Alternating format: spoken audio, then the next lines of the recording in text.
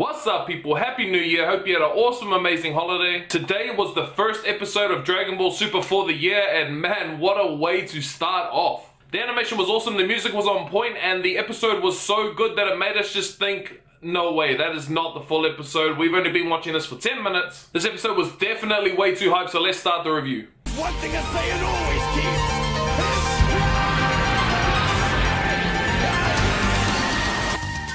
Alright, so we are finally into the championship rounds. Universe 7 versus Universe 11. So we've pretty much divided into three teams. We've got Dispo versus Frieza, we've got Toppo versus Gohan and 17, and then we've got Goku and Vegeta versus Jiren, which is actually kind of just one or the other. They're never really fighting together, they're only just tagging in for each other. And this was honestly just classic Goku and Vegeta. Vegeta and Goku both wanting to fight the best, both wanting to be the best, and both fighting over who should fight the best. So first off, we see Goku fighting Jiren again, and it seems like Goku's got all of his stamina back now. He's back to full power and he's ready to go at it. But Goku's already had a turn. We know that he can hit Ultra Instinct. We want him to hit that. It's time for Vegeta to have a go. And Vegeta is super keen. He runs in there, show me your power. At first, nah, it's not looking good for this guy. Knocks him over a couple times actually. But at one point when Vegeta gets tossed off to the side like nothing, he finally realizes something that no one else does. I have no idea what it was. He just something clicked in his head saying, yo, I figured out how he moves. Which actually seems really crazy to me because Vegeta cannot use Ultra Instinct. That's not what he's doing. He's just figured out the pattern. So if Jiren has a pattern for the way that he fights, that means it's not instinctual. He's not moving like Ultra Instinct. He's moving by force of habit. So this could in fact mean that Jiren doesn't have Ultra Instinct, that he's not using it. He is just stronger than everyone else ever. But Vegeta, as I said, has found the pattern. He is going after it, and Jiren's quite surprised at it. He's actually surprised that he was able to land the hit on him, and you can see that's where Vegeta starts to take the advantage. Now, it did look like for a time that Vegeta was capitalizing on this advantage and he was winning, but I'd say that was due to Jiren being shocked that he did it, and he pretty much just caught him off guard. Then with Vegeta obviously provoking Jiren, he thought that's it, enough is enough, get your senses back, and he completely just wiped the floor with Vegeta. Even almost knocking Vegeta off the ring, but our boy is stronger than that. He definitely was able to block that, but he took a lot of damage, even went back to base mode. Vegeta really just looked awesome in this fight. One of my favorite scenes was when Jiren hits him back. He does a couple flips and then flips out into a Gallic gun. That looked so hype, obviously, until Jiren smacked it out of the way and knocked Vegeta, but he looked cool while he was doing it.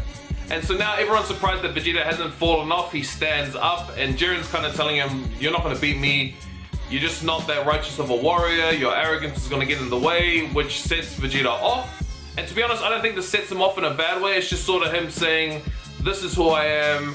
I'm not going to change. You think that this is why you're going to win, but it's not. Then we see the baddest final flash known to man. This too was one of my favorite parts in the episode. This final flash that he did looked awesome. Everyone was scared of it. Everyone's saying his power's getting higher and higher, that Jiren pushed him to a new height. I don't think so. I think this is Vegeta putting in all of his power that he has at the moment. Focusing it all into one single blast to knock Jiren off the battlefield. It definitely knocked him down, but there was no damage sustained. Jiren is honestly such a monster. It is insane to think how strong that this guy really is. That final flash pretty much did nothing to him. He said, yeah, it was a good shot, but he looked like he took no damage from it. Then with this attack that he got on Vegeta, it completely wiped him out. His eyes went grey while he was on the floor. It looked like he is dying on the floor. Obviously he's not dead. We see him in the preview for the next episode, and you're not allowed to kill in the tournament, but man, one energy ball and he was gone. He was almost dead. It really makes you wonder, with Jiren being this strong already and Goku being able to use Ultra Instinct but not fully, not being able to attack properly while he's doing it, how is he going to take this guy down? I mean, he took a final flash that was insane. That honestly impressed even the gods that were there. And I guess we should talk about the other guys. With Frieza, I do not think that Dispo is holding him down or anything. I think that Frieza's just sort of playing along. I mean, we know that he's not even in his final form yet. Golden Frieza should easily be able to overpower Dispo, so I'm not buying the whole Dispo's knock me out act. And as far as Toppo fighting 17 and Gohan, that's a tough one. That is going to be an uphill battle for the both of them.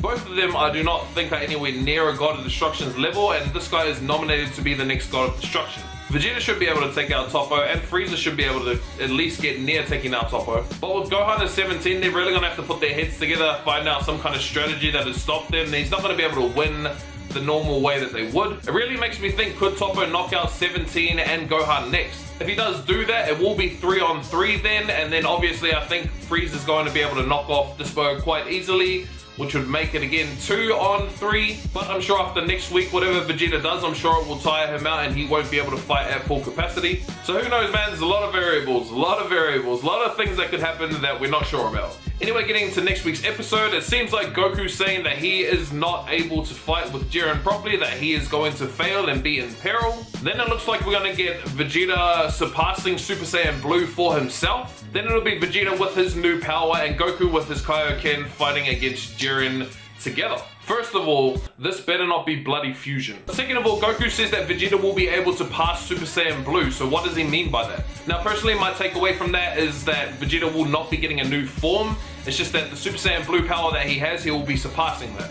To me, what I think is going to happen is what's happened already in the manga, that Vegeta will be able to complete the Super Saiyan Blue transformation. What that'll be, I don't know, whether it'll be just a massive power-up where he is stronger than he was before, or if it's going to be like a completely new form, like when we got to Super Saiyan 2, we saw that there was electricity flying around the Super Saiyan. Maybe it's something like that. I personally hope it's something like it was in the manga, where they are able to keep all the ki within them and fight at 100% of the form the whole time instead of losing the power. I don't think that Vegeta will get Ultra Instinct at all in this whole arc. I've said that from the beginning. I didn't think that he was going to do it, and it seems like the end song kind of proves it. Now it's just the ending and it doesn't mean anything, but you can see that Goku is in his Ultra Instinct form and Vegeta is in his Super Saiyan Blue form. Now maybe it's just the artwork or the way that they wanted to draw the specific design, but Vegeta's eyes do look different in this one. Now this could indicate that Vegeta does have a new form, a Super Saiyan Blue 2 sort of thing, but for now I don't think that's going to happen. I just think that he's going to surpass the limit that he's at already.